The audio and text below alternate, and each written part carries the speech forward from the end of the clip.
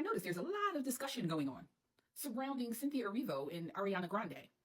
Now, it is very much apparent to anybody who's ever worked in the medical field, who's dealt with any kind of generalized, general practitioner type of medicine, that these two, yeah, they're besties. And they're besties in ways that kind of is elusive to some people, that some people may not understand. They're probably measuring their food. They're probably controlling the intake and having discussions about how to have outputs so that if anything you digest, everything comes out. There's definitely an instability in mental faculty surrounding body image and probably some sort of body dysmorphia there. That's evident, okay? I'm not saying it's a fact. I don't know these two people, but in my opinion, from the highly OCD type of nettling that Cynthia Erivo does to Ariana Grande whenever they're out, she does that little nitpicky fixing, smoothing the hair. It's very OCD perfection. There's a lot of mental health things going on between these two, okay? They need an intervention. But what surprises me is that the Black Americans give a crap about what Cynthia Erivo is going through.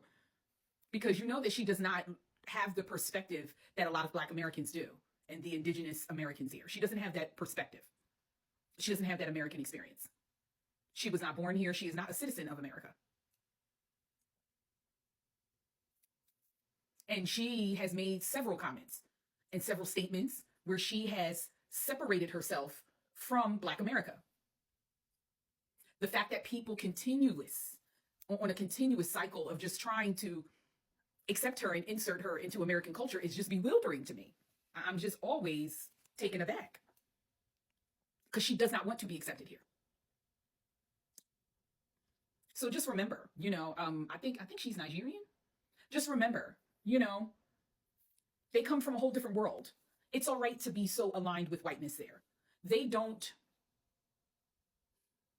accept the fact that the things that were done to them in their countries were in any way horrendous.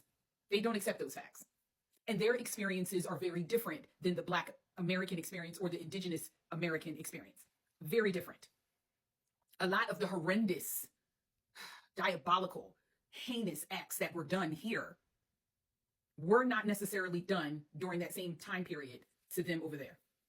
They were treated disrespectfully. They were not considered equals, and they were considered less than, but the experiences are not the same. So she is never going to see us as the same because she is aligning with whiteness. Hence the reason why she has found so much solace in being besties with Ariana. I'm just saying, that's just my take.